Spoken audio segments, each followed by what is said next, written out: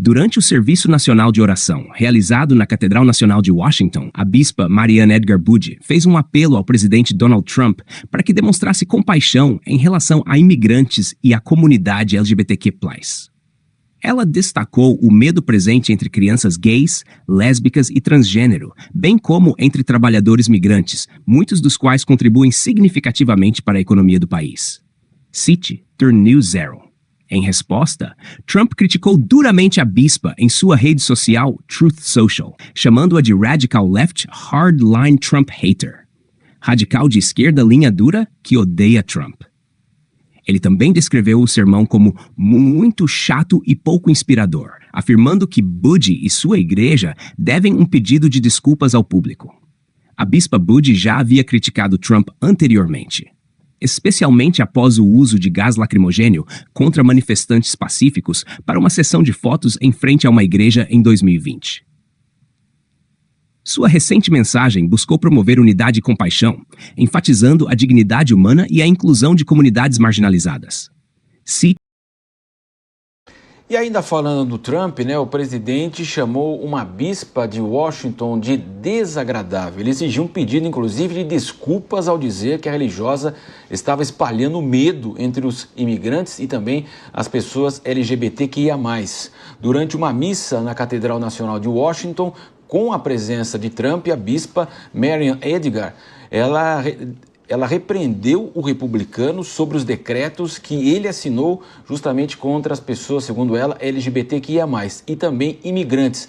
A bispa pediu que Trump tenha misericórdia e falou também do medo que, segundo ela, é sentido em todo o país. Ela também defendeu os trabalhadores estrangeiros e disse que podem não ser cuidados, os cidadãos, melhor dizendo, e não ter a documentação adequada, mas a grande maioria dos imigrantes não é criminosa, portanto, então nós temos aí a questão também nas redes sociais. Trump afirmou, depois da palavra da religiosa, que a bispa é uma radical de esquerda que o odeia, disse ainda que ela teve um tom desagradável, não foi convincente, nem inteligente e que ela e a igreja devem um pedido de desculpas, portanto, ao presidente dos Estados Unidos. Quero conversar com você, Diogo da Luz. A polêmica é na igreja, seja religiosa, não religiosa, é geral, Diogo? Sem dúvida. O culto não foi bom. Também não foi emocionante. E criticou também até a condução do culto. Exatamente. Mas a verdade é que o Trump não deveria ter ido nesse culto. Ele foi no culto errado, sem dúvida alguma. Devia ter se informado antes sobre quem era a bispa e o que ela poderia vir a dizer. Porque dá para ter uma ideia antes, sem dúvida alguma. A não ser que, mais uma vez, ele quisesse a polêmica. Então ele vai para ouvir coisas desagradáveis, diga-se assim, como ele falou, inclusive, e daí ele volta e faz todo esse show dele. Isso é para manter sempre a figura dele em evidência.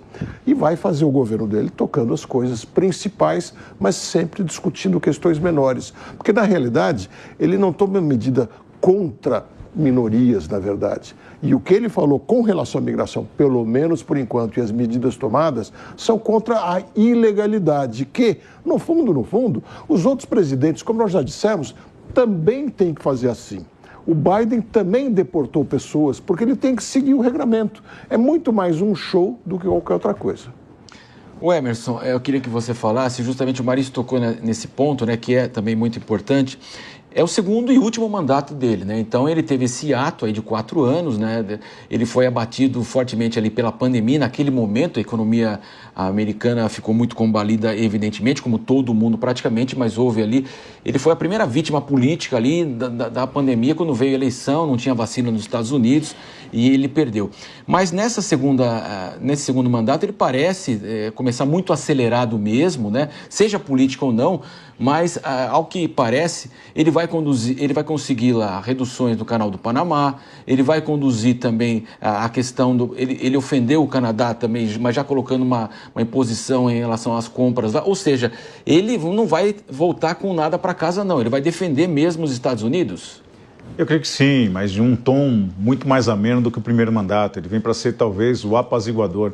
Ele vem para colocar um tom de verdade que ele é um líder mundial ao qual faz uma diferença muito grande a todos os países.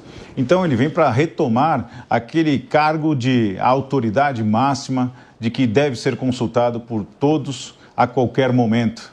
Mas a primeira experiência do primeiro mandato deve trazer ele num tom muito mais ameno do que no primeiro.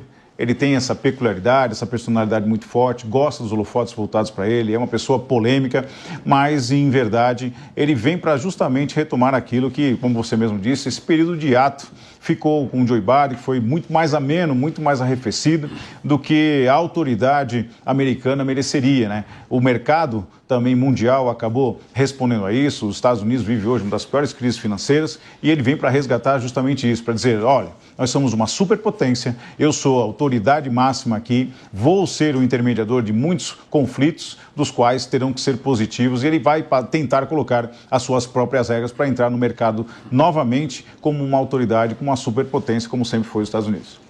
Agora, José Milagre, a gente sabe que muitas empresas, até dos Estados Unidos, se instalaram na Ásia, isso um tempo atrás, né, naquele momento de baratear os produtos, inclusive, maior produção, né? E quando ele ameaça elevar todas as tarifas, ele pode, evidentemente, causar uma carência de produtos justamente nos Estados Unidos, mais inflação, é tudo que ele não quer, porque Biden foi derrubado justamente aí pelas altas inflações durante seu período. Com certeza, isso também pode ser um impacto, porém, a questão envolvendo a imigração é preciso que se esclareça mais uma vez. Estão demonizando a Executive Order de Trump no sentido de que ela afronta a Constituição Federal. E a emenda 14 deixa claro que é cidadão naturalizado que esteja sob a jurisdição. É esse vírgula que está gerando um impasse jurídico, porque se você está ilegal, você não está sob a jurisdição. Essa bispa, ela teve a infelicidade de fazer um discurso de que aqueles que lavam nossos pratos, aqueles que limpam nossos jardins, aqueles que dirigem para nós, não são criminosos. Ora, quem está dizendo aqui que o Trump classificou essas pessoas como criminosos? O Trump decidiu uma política de imigração de ilegais, definindo que vai apertar o cerco e crianças de ilegais não podem obter automaticamente a cidadania. Eu acredito que a audiência já deve ter ouvido falar do Baby Anchor, bebê âncora. Acho que a mesa aqui também já sabe o que é isso. É nada mais do que uma técnica que muitas pessoas faziam para ter filhos lá. Vai lá, 6 meses...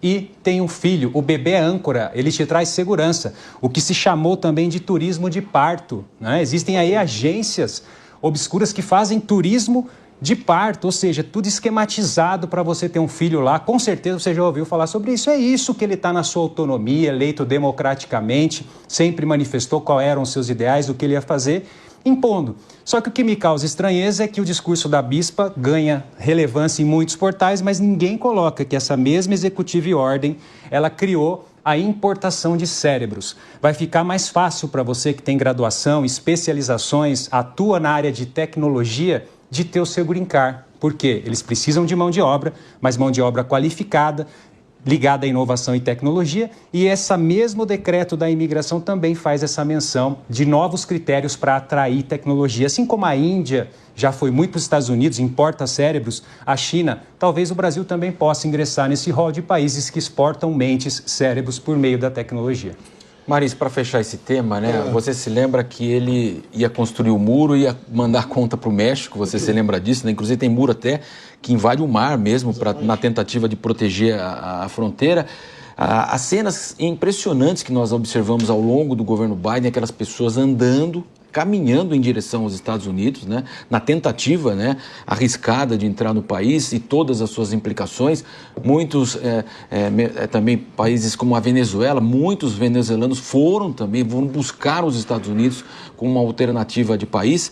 Então, essa política imigratória, acredito que vai ser muito dura mesmo. Como disse o Diogo da Luz, não é nada sumário, não vai colocar todo mundo no avião, milhões e milhões, e mandar embora. Mas, de qualquer forma, vai ser uma marca desse segundo mandato.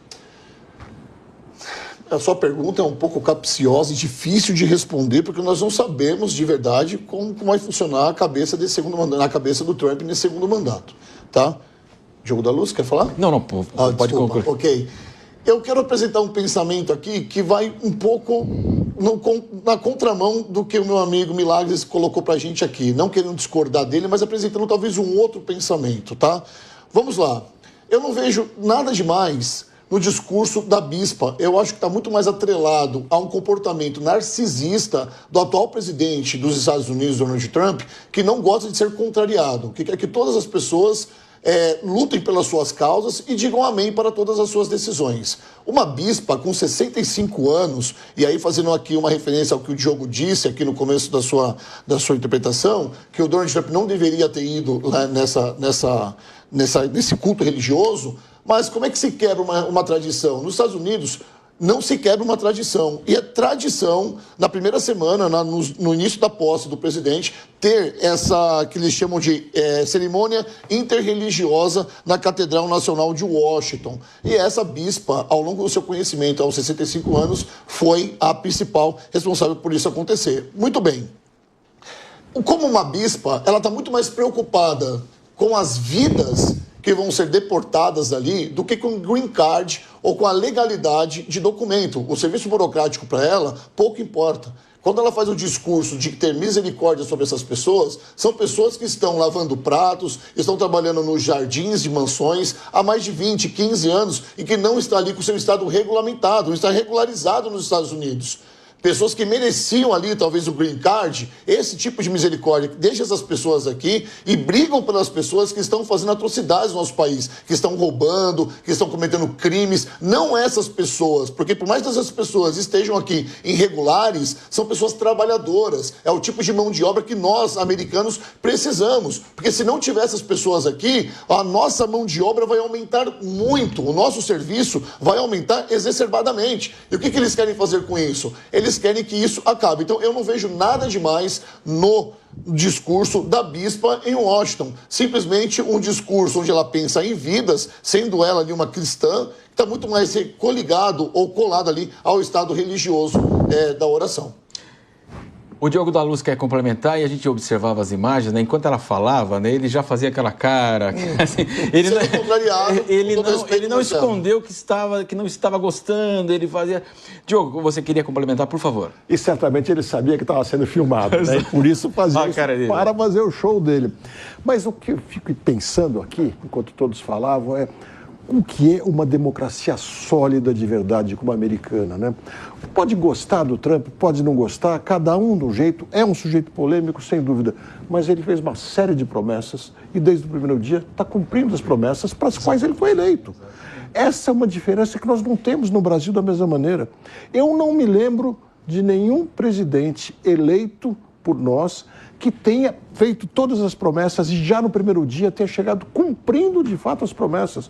Nós não levamos tão a sério a democracia como levam os americanos. Então não tenho dúvida, quem não gosta do Trump terá a oportunidade de votar em outro daqui a 4 anos, mas ele está fazendo o que prometeu e lá é assim, aqui é diferente.